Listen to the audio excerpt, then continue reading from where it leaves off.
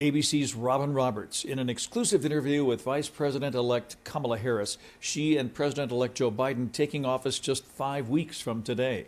They sat down at her alma mater, Howard University, just a short distance away from the place where she'll be sworn in as the Vice President of the United States. Howard University. Yeah. Just a short distance, of course, the Capitol, the White House. As a student, could you have imagined being just days away from such a historic moment? No.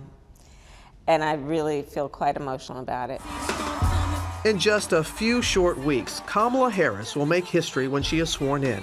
But following a contentious and extended election season, bringing the country together remains a major challenge.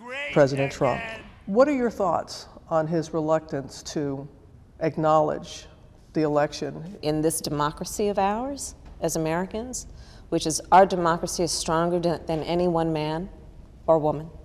It is about the people, and the people spoke. And as the country reels from a raging pandemic that has led to more than 300,000 American lives lost and caused unemployment to soar, questions remain about how the new administration will work with Congress to bring relief to the American people.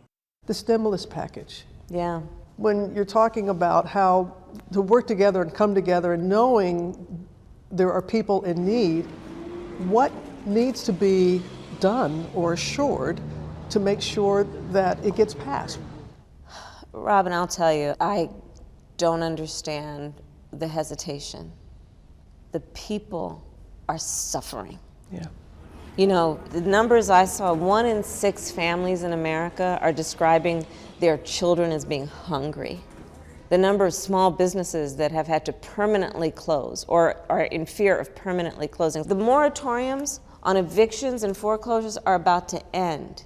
The people here in Washington, D.C. have got to stop living in a bubble. The people have a right to expect that their leaders in Congress see them and act in their best interest. You know, I can speak for Joe and me. We were elected to do a job, and we intend to bring everybody along who wants to do the job with us. He has said a 100-day mask mandate. Other than that, what specifically will this administration do to turn this pandemic around? Yeah, and the 100 days of the mask, he's urging, like there's no punishment. They don't have to, but he is saying as a leader, please, everybody, work with me here. For the first 100 days, let's everybody just wear a mask and see the outcomes there, because of course the scientists and the public health officials tell us there'll be really great outcomes if everyone does wear a mask when they're in public. It is about getting through the pandemic around making sure that everyone has access to the vaccine and that they take it.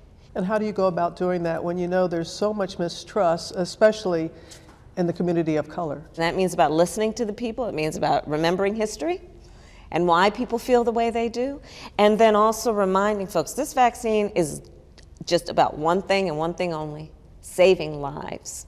Now the Vice President-elect and her husband, Doug Emhoff, are both preparing to shatter gender norms. How do you think he's going to put a stamp on it? Because he's making history as well. He is. He is making history. He will be the first second gentleman of the United States of America.